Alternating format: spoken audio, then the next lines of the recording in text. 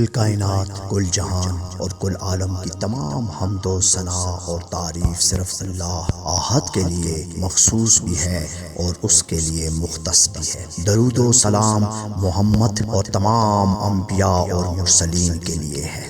میں آغا جی سید اسد علی شاہ گیلانی فقیر من اللہ۔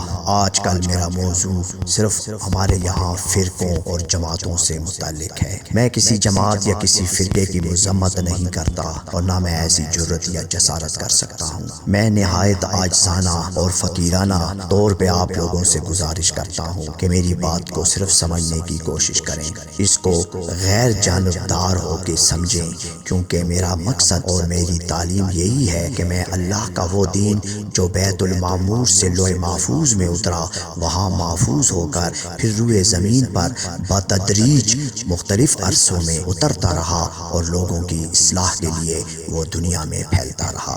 انبیاء نے وہ دین اور وہ تعلیم بشر میں اس طرح پھیلائی کہ جو اللہ کے احکامات تھے۔ میں بھی انہی کے نقش قدم پر چلتے ہوئے اسی راستے کو اپناتے ہوئے دیانتداری اور خالصتاً اللہ کی محبت میں یہ کام کرتا ہوں۔ مجھے کسی سے نہ کوئی ذاتیات ہے، نہ میں کسی کے لیے تعصب رکھتا ہوں، نہ میں کسی پہ اعتراض کرتا ہوں۔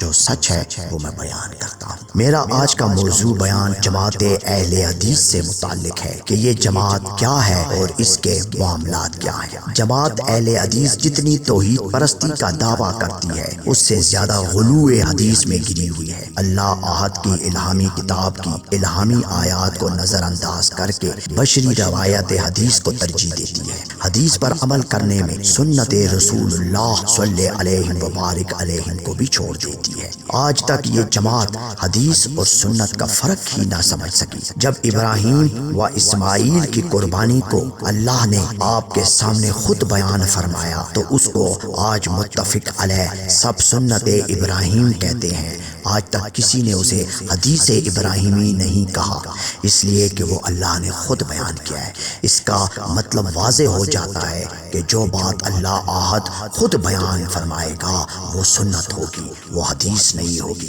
کیونکہ اس کا راوی بھی اللہ احد خود ہوتا ہے۔ بات واضح ہو گئی کہ حدیث تاریخ ہے، لکھنے والا بشر ہوتا ہے، بیان کرنے والا بھی بشر ہوتا ہے، اور جہاں پہ بات پہنچتی ہے وہ بھی بشر ہے۔ سنت نبی یا رسول جو ہوتا ہے وہ اصل میں اس نبی اور سنت کا مزاج ہوتا ہے، رویہ ہوتا ہے، سلوک ہوتا ہے، برتاؤ ہوتا ہے، عادت ہوتی ہے، فطرت ہوتی ہے۔ لکھنے اور بیان کرنے والا اللہ احد خود ہوتا ہے، مگر جماعت اہل حدیث شعوری یا لاشعوری میں بات معبود کی کرتے ہیں، مگر عمل عبد کی کہی ہوئی بات پر کرتے ہیں۔ معبود نے جو بات منسوب علی النبی فرمائی وہ تو ایک طرف رکھ دیتے ہیں، اور جو عبد نے جو بات منسوب علی النبی لکھی یا روایت کی اس پہ عمل ان کا شروع ہو جاتا ہے۔ یہ کہاں کا عدل ہے، کہاں کا انصاف ہے؟ قرآن ایک ایسی جامع اور مصدقہ آفاقی الہامی اور علم لدنی کتاب ہے جس میں مکمل ضابطہ حیات ہے، ایمانیات ہیں، عبادات ہیں، معاملات ہیں، تعلقات ہیں، معمولات ہیں، انبیاء اور مرسلین کی عادات ہیں، اسلام کی تعلیمات ہیں، حلال اور حرام ہے، معروفات اور منکرات ہیں۔ جب سب کچھ قرآن میں موجود ہے تو پھر بشریت میں کھونے کی کیا ضرورت ہے؟ اللہ احد نے جب سمندر کو کوزے میں بند کر کے آپ لوگوں کے سامنے کم و بیش 22 سے 23 سال کے عرصے میں رکھ دیا تو پھر دریاؤں، نہروں، چشموں کے پیچھے جانے کی کیا ضرورت ہے؟ اور یہ بھی حقیقت ہے کہ چاہے دریا ہے، نہر ہے یا چشمہ ہے، یہ تو سب سمندر میں ہی گرتے ہیں۔ اگر کوئی حدیث قرآن کی آیت سے سمت مخالف میں ہوتی ہے تو جماعت اہل حدیث قرآن کی آیت کو تو چھوڑ کر حدیث براوی بشر کو ترجیح دیتے ہیں۔ حجتیں دلیلیں نہ نکالیں، سیدھی سیدھی اللہ احد کے کلام کی بات کو سمجھیں اور براہ راست عمل کریں۔ اللہ احد نے ایمانیات کے بعد عبادات کو بھی قرآن میں ہر چیز کو واضح طور پہ بیان فرما دیا ہے، جس طرح میں بڑے ہی آسان اور صاف الفاظ میں ایک مثال کے طور پہ آپ کو قرآن کی ایک آیت تلاوت بھی کرتا ہوں اور آپ کو اس کی تشریح اور بیان بھی کر دیتا ہوں۔ اس سے اختلاف کسی کا نہیں ہو سکتا۔ سکتا. ہاں جان بوجھ کر اس میں حجتیں نکالے، دلیلیں نکالے، کچھ چیزیں بھی نکالے، وہ ہر ایک کا اپنا ذاتی مسئلہ ہے، اس میں میرا کسی پہ اعتراض نہیں ہے. سورۃ المائدہ 6 پارہ 6 آیت، یہ بڑی میں وضاحت سے بیان کروں. اس میں اللہ نے فرمایا جب نماز کے لیے آؤ تو میرا حکم یہ ہے کہ یہ کام کر کے آؤ. فاغسلوا وجوہکم وایدیکم الی المرافق وامسحوا برؤوسکم وارجلکم الی الکعبین. اللہ نے بس ان 4 چیزوں کا ذکر فرما دیا قرآن میں. اب اس سے اور وضاحت کیا چاہتے ہو؟ اللہ نے فرمایا جب نماز کے لیے آؤ تو پہلے چہروں کو دھو لو، پھر ہاتھوں کو دھو لو کونیوں تک، پھر سروں کو گیلا کر دو اور پاؤں کو بھی گیلا کر دو، یعنی دھو لو، بس پاؤں سے پانی گزار دو. یہ 4 چیزیں آپ کر لیں تو میرے حضور آ جائیں، میرے دربار میں پیش ہو جائیں. بات ختم ہو گئی. آسان بات، آسان دین، آسان سمجھ. مطلب چہرہ دھونا ضروری ہے، ہاتھ دھونا ضروری ہے، اور کونیوں تک جو بازو ہیں ان کو دھو لو، پھر سروں کو گیلا کر دو، صحیح معنوں میں جو بال ہیں یا سر ہے، اور پاؤں کو گیلا کر دو ٹخنوں تک. بات ختم ہو گئی. اب یہ اللہ نے فرما دیا. اب اہل حدیث مسواک کرتا ہے، ناک میں پانی چڑھاتا ہے، منہ میں کلی کرتا ہے، باقی جماعتیں بھی کرتی ہیں، یہاں تک کہ یہ قمیض اٹھا کے نیچے شلوار کے نچلے حصے پہ پانی کا چھٹا مارتا ہے. مجھے نہیں پتا یہ کہاں سے باتیں آ گئی، اتنی پریشانی کیا. پھر اس کے بعد کھڑا ہوتا ہے، پھر انگلی اٹھاتا ہے اللہ کی طرف، آسمان کی طرف، اور پھر ایک شہادت کے کلمے پڑھتے ہیں. اللہ کے بندو اتنی مشکلات کیوں پیدا کرتے ہو؟ اللہ تو کہتا ہے یہ 4 چیزوں کو دھو لو، میرے پاس آ جاؤ براہ راست، میں تو تجھے اپنے سینے سے لگانے والا ہوں. مگر اہل حدیث جو کہ اللہ کی احدیت، وحدانیت، ربوبیت، خالقیت، مالکیت، الوہیت، الہیت کی بات تو کرتے ہیں، مگر وضو کو جب لے تو اس میں انہوں نے حدیث کی روشنی میں تحریف کر دی.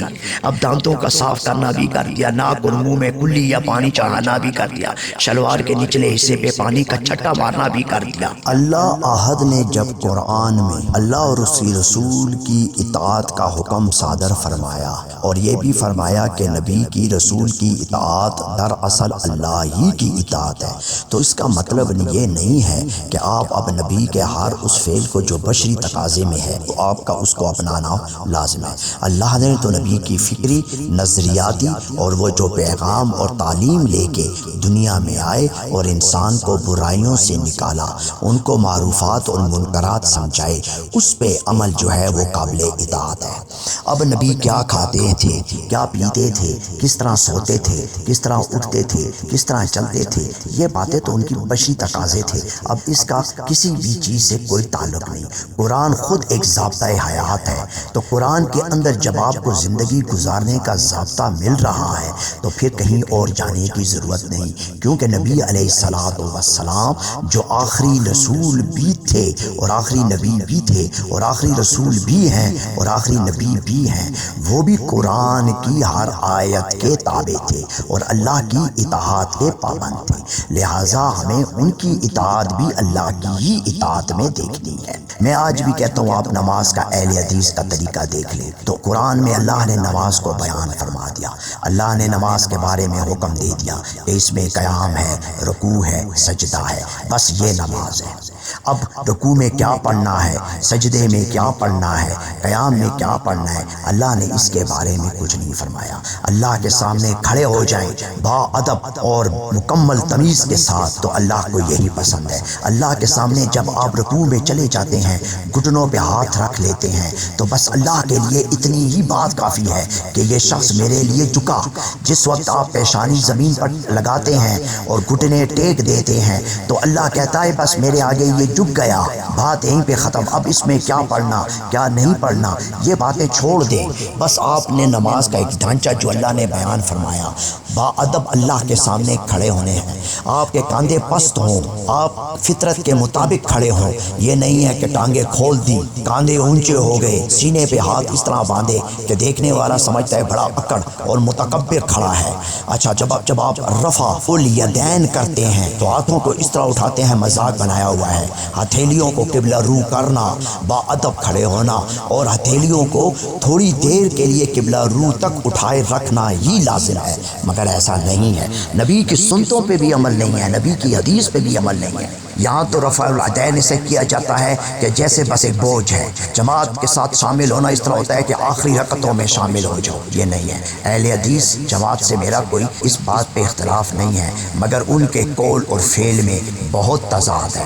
میں تو اب یہ چھوٹا سا بیان دے رہا ہوں جو 10 سے 12 یا 15 منٹ کا ہوگا، مگر میں یہ بات آپ کو بتا دوں، جب ان پہ بات کروں تو میرے حساب سے گھنٹے بھی کم ہے۔ میں مناظرے یا مجادلہ یا مناظرہ یا مباہلہ کی شکل کی بات نہیں کرتا، میں تو پیار کی بات کرتا ہوں کہ دیکھیں اصلاح کر لیں، اللہ کے کلام کو نہ چھوڑیں۔ جب ہم نے اللہ کے قرآن کو، جب ہم تارک قرآن ہوئے تو ہم دنیا میں خوار بھی ہو گئے۔ آج ہم کیوں خوار ہیں کہ ہم تارک قرآن ہیں؟ میں آج بھی کہتا ہوں پہلے قرآن کو پکڑو، قرآن کو کی رسی کو مضبوطی سے تھام لو، پھر سارے معاملات خود حل ہو جائیں گے، مگر ایسا نہیں ہے۔ ہمیں داڑیاں لال کر لینی، بیچ میں سے مانگ نکالنا۔ قرآن نے تکبر سے، اللہ اور اس کے نبی علیہ الصلوۃ والسلام نے متکبر کے لیے یہ بات کی کہ اپنے کپڑوں کو ٹخنوں سے نیچے نہ گراؤ۔ ایک تو کپڑے کا بھی خراب ہونا ہوتا ہے، دوسرا اس میں ایک تکبر آ جاتی ہے، غرور آتا ہے، اکڑ آتی ہے۔ صرف ٹخنوں سے اوپر رکھو کپڑے کو، یہاں تو ہم نے پوری پنڈلیاں ہی ننگی کر دی۔ بات کہاں سے کہاں چلی گئی، کچھ کہنے کو رہ نہیں گئی۔